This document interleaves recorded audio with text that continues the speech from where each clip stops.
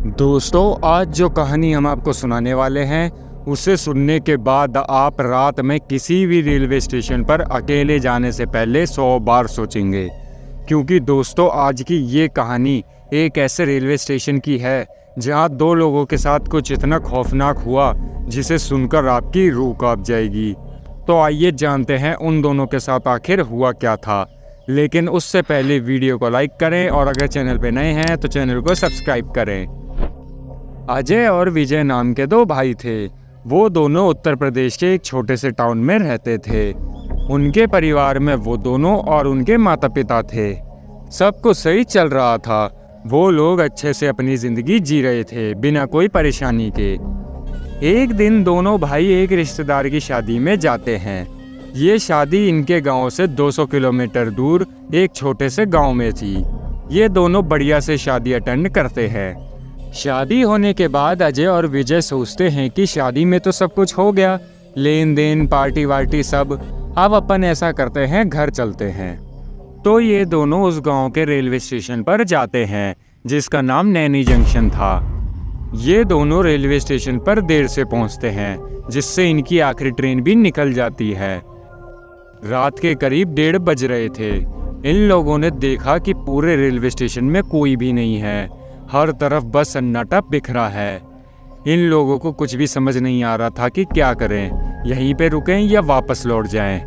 तो अजय ने बोला एक काम करते हैं, यहीं पर रुकते हैं, क्योंकि शादी से स्टेशन की दूरी अच्छी खासी थी और इतनी रात में कोई साधन भी नहीं मिलेगा, इसलिए यहीं पर रुकते हैं और जैसे ही अगली ट्रेन आएगी उसमें चले जाएंगे। फिर वो दोनों वहीं पर एक बेंच पे बैठ जाते हैं। थोड़ी देर बाद विजय को बैठे बैठे नींद आने लगती है। तो अजय उससे बोलता है कि एक काम कर, ये बाजू वाली बेंच पे लेट जा और आराम से सो जा। फिर विजय बाजू वाली बेंच पे सो जाता है। लगभग आधा घंटा ही बीता था। स्टेशन पर अब अजीब तरह की हवाएं चलने लग जाती है और कुत्तों के भौंकने की आवाज़ आने लगती है। अचानक से अजय की नज़र अपने सामने वाले प्लेटफॉर्म पे पड़ती है। वो देखता है कि सामने वाले प्लेटफॉर्म पे एक औरत सफ़ेद साड़ी में बैठी हुई है। वो दिखने में बहुत ज़्यादा खूबसूरत थी। अजय हैरान होकर बोलता है कि ये छोटा सा गांव है और इस गांव की जो शादी थी जिसमें वो आए थे उसमें गांव के लगभग सारे लोग आए थे, लेकिन ये औरत वहाँ दिखाई नहीं दी। कौन है ये औरत और इतनी रात में इस सुनसान स्टेशन पर क्या कर रही है? फिर अजय उसको आवाज़ लगाता है। वो बोलता है कि क्या हुआ, आप वहाँ पर अकेली क्यों बैठी हैं और बहुत घबराई हुई सी लग रही हैं, कोई परेशानी है क्या? तो वो औरत अजय से बोलती है कि अगर आप बुरा ना माने तो क्या आप इस तरफ आ सकते हैं? तो अजय कहता है हाँ, क्यों नहीं। फिर वो प्लेटफॉर्म क्रॉस करके उस औरत के पास जाता है और उस औरत से बात करने की कोशिश करता है। तो वो औरत उससे बोलती है कि मुझे बहुत ज़्यादा डर लग रहा है, यहाँ पर लगातार कुत्ते भौंक रहे हैं, मेरी जो ट्रेन थी वो मिस हो गई है, मेरा घर यहीं पास में है, ज़्यादा दूर नहीं है, क्या आप मेरी घर जाने में मदद कर सकते हैं? इतनी रात में मुझे अकेले जाने में डर लग रहा है। तो अजय सोचता है कि इतनी रात में ये अकेली लड़की कहाँ जाएगी। एक काम करता हूँ, इसको छोड़ के आ जाता हूँ, और वैसे भी पास में ही तो जाना है। फिर वो उस औरत से बोलता है कि ठीक है, मैं तुम्हारे साथ चलता हूँ। लेकिन वो नोटिस करता है कि अभी जो कुत्ते लगातार भौंक रहे थे वो अब बहुत बुरी तरह से रोने लग गए हैं और मौसम का भी जो हाव भाव था वो बदल सा गया है। फिर वो दोनों स्टेशन के बाहर निकल जाते हैं। जैसे ही वो दोनों स्टेशन से बाहर निकलते हैं तो वो औरत अजय का ज़ोर से हाथ पकड़ लेती है और उसके करीब आने की कोशिश करने लगती है। तो अजय बोलता है ये क्या कर रही हो, और वो हाथ छुड़ाने लगता है। तो वो औरत बोलती है क्या हुआ, कोई परेशानी है क्या? तो अजय हाथ छुड़ा के बोलता है नहीं नहीं, कुछ नहीं, आगे चलते रहो। अब चलते चलते 20 से 25 मिनट बीत चुके थे। अजय ने उस औरत से बोला कि आपने तो कहा था कि आपका घर तो बहुत पास है, हमें चलते हुए लगभग आधा घंटा होने वाला है, तो आपका घर क्यों नहीं आया, और हम धीमी रफ्तार से भी नहीं चल रहे हैं। तो वो औरत कहती है कि नहीं नहीं, बस आने ही वाला है। अजय को समझ नहीं आ रहा था कि ये औरत उसे कहाँ ले जा रही है। फिर वो कुछ दूर और चलते हैं और एक गली में एंटर करते हैं। उस गली में घना अंधेरा था, कोई स्ट्रीट लाइट भी नहीं थी और इंसान तो दूर की बात है, एक जानवर तक नहीं था। ये लोग उस अंधेरे की तरफ आगे बढ़ते जा रहे थे। फिर अचानक से अजय को पीछे से एक बच्ची की आवाज़ आती है। वो घबरा जाता है। फिर जब वो पीछे पलट कर देखता है तो वो पाता है कि वो औरत लगभग 2 से 3 साल की बच्ची की आवाज़ में बोल रही है। अजय हैरान हो जाता है कि ये ऐसे क्यों बात कर रही है। वो औरत इससे इसका नाम पूछती है, इसका पता पूछती है और पूछती है कि वो जो वहाँ पर सो रहे हैं वो आपके भाई है ना। मतलब कि वो अजय से इसकी बातें निकलवाने की कोशिश कर रही थी। तो अजय ने भी सोचा कि कई बार लड़कियां ऐसी ओवर एक्टिंग करती है, तो ये भी उससे बात करने लगता है और उसके जवाब देने लगता है। फिर वो कुछ दूर और चलते हैं तो अब वो औरत एक बूढ़ी औरत की आवाज़ में बात करने लगती है। अब अजय बहुत ज़्यादा हैरान हो जाता है कि अभी तक तो 2 साल की बच्ची की आवाज़ में बात कर रही थी, उससे पहले नॉर्मल लड़की की आवाज़ में और अब बूढ़ी औरत की आवाज़ में। उसे कुछ भी समझ नहीं आ रहा था। वो पीछे से इससे बात करी जा रही थी और ये चलते चलते जवाब दिए जा रहा था। अब उस औरत की आवाज़ लड़खड़ाने सी लगी। ऐसा लगने लगा कि बहुत ही ज़्यादा बूढ़ी औरत बोल रही हो। अजय बहुत ज़्यादा हैरान था और बोला कि मेरे पीछे तो एक खूबसूरत कम उम्र की लड़की चल रही थी, तो अब ऐसी आवाज़ कैसे आने लगी। फिर उसने जैसे ही पीछे पलट कर देखा तो वहाँ का नज़ारा देखकर अजय का खौफ के मारे गला सूख गया। उसने देखा कि उस औरत की आंखें पूरी तरह से सफ़ेद थी, जैसे कि आंखों में पुतली ना हो। वो उस औरत को देखकर बहुत ज़्यादा डर गया था। अजय पसीना पसीना हो गया था, उसे कुछ भी समझ नहीं आ रहा था। फिर वो सामने की तरफ फिर से चलने लगता है। वो औरत अजय से पूछती है कि क्या हुआ, घबरा गए?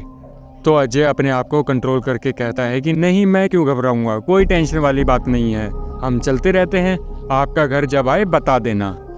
अब इनके कदमों की रफ्तार थोड़ी तेज हो चुकी थी और पीछे से आ रही आवाज़ें भी अब बंद हो गई थी। अजय को इतना पता था कि पीछे कोई चल रहा है। जो थोड़ी देर पहले बच्ची की आवाज़, जवान लड़की की आवाज़ और एक बूढ़ी औरत की आवाज़ में बात किए जा रही थी, वो अब मुंह बंद करके सीधे सीधे इसके पीछे चल रही है। अजय को समझ नहीं आ रहा था कि ये सफ़र, ये रास्ता कब ख़त्म होगा। फिर अचानक से उसे ऐसा महसूस होता है कि उसके कंधे पे किसी ने ज़ोर से हाथ रखा। वो बिना पीछे पलटे वो हाथ झटके से हटा देता है और आगे चलने लगता है।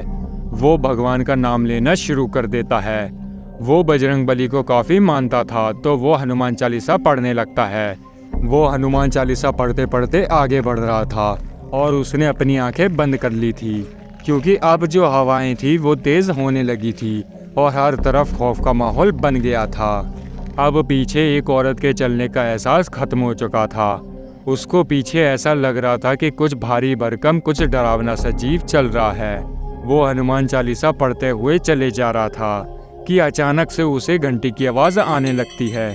तो वो तुरंत अपनी आंखें खोलता है और देखता है कि सामने अंधेरी गली से एक हट्टा कट्टा जवान आदमी ठेला लेके आ रहा है। उस आदमी ने पीला रंग का कुर्ता पहना हुआ था और माथे पे टीका लगाए हुए था। उसके ठेले में ज़्यादा चीज़ें नहीं थी, लेकिन एक बड़ा सा चाकू रखा हुआ था। उसको देखकर अजय की जान में जान आती है और वो भागते हुए उस ठेले के पास जाता है और वो चाकू उठा लेता है। उसने सोचा कि अब पीछे जो कोई भी होगा मैं उस पर वार करूंगा और उसका सामना करने की कोशिश करूंगा। अजय जैसे ही पीछे पलटता है तो वो देखता है कि उस औरत का चेहरा अब पूरी तरह से बदल चुका था। वो अब बहुत ज़्यादा खौफनाक लग रही थी, लेकिन अब वो औरत उसकी तरफ आगे कदम नहीं बढ़ा रही थी। अजय ठेले के पास उस आदमी के पास हाथ में चाकू लेके खड़ा हुआ था और वो औरत अजीब तरह की आवाज़ में चिल्ला रही थी। फिर अजय उससे बोलता है कि मेरा पीछा क्यों कर रही है, चली जाए यहाँ से। अचानक से पीछे खड़ा वो आदमी जिसका ठेला था, वो अजय के हाथ से चाकू छीन लेता है और उस औरत को दिखा के बोलता है कि क्यों पीछा कर रही है, सुनाई नहीं दिया, अभी मैं आ गया हूँ, तुझे जाना ही पड़ेगा। फिर वो औरत ज़ोर से चिल्लाने लगती है। अजय को समझ नहीं आ रहा था कि ये क्या हो रहा है। वो उस आदमी से बोलता है कि आप कौन हैं और इतनी रात गए यहाँ कैसे।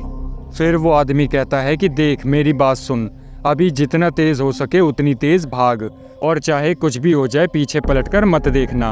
अजय फिर से कुछ पूछने की कोशिश करता है, लेकिन वो आदमी फिर से बोलता है कि तुझे समझ नहीं आया मैंने क्या कहा, मैंने कहा ना भाग। अजय आओ देखता है न ताओ, वो तेज़ी से दौड़ना शुरू कर देता है। जैसा कि उस आदमी ने कहा था, और वो पीछे पलटकर भी नहीं देखता। अब वो सीधे रेलवे स्टेशन पे पहुंच जाता है। वो जैसे ही रेलवे स्टेशन पे पहुंचता है तो वो देखता है कि उसका भाई विजय अभी भी वहीं बेंच पे सो रहा है। वो उसको उठाता है और सारी बात बताता है। विजय जैसे ही सारी बात सुनता है तो वो बहुत ज़्यादा डर जाता है, क्योंकि उसके भाई के साथ इतना सब हो गया था और वो सोता ही रह गया। वो अजय को बहुत डांटता है। वो बोलता है कि तुझे इतनी रात को जाने की क्या ज़रूरत थी, क्यों गया, तू अपना एक जगह बैठे नहीं रह सकता था। विजय ने बोला, मैं नहीं सोऊंगा और जो भी पहली ट्रेन आएगी हम उसमें बैठकर निकल जाएंगे। रात के 3 बज चुके थे और सुबह 5:30 बजे तक ये लोग उसी स्टेशन में बैठे रहे। अब धीरे धीरे करके लोग भी रेलवे स्टेशन पे आना शुरू हो गए थे और जैसे ही पहली ट्रेन आई ये लोग उसमें बैठकर निकल गए। आज भी जब ये दोनों किसी भी रेलवे स्टेशन पर जाते हैं तो इन्हें वो खौफनाक रात याद आ जाती है, लेकिन आज तक इनको यह समझ नहीं आया कि वो आदमी कौन था और इतनी रात गए वहाँ पर कैसे आया, और उसने क्यों बोला कि पीछे पलटकर मत देखना, और उसने इतनी खौफनाक चुड़ैल का कैसे सामना कर लिया। ये बात इनको आज तक समझ नहीं आई। आपको क्या लगता है, कौन था वो आदमी जो इतनी चमत्कारी तरह से अजय को बचा लिया?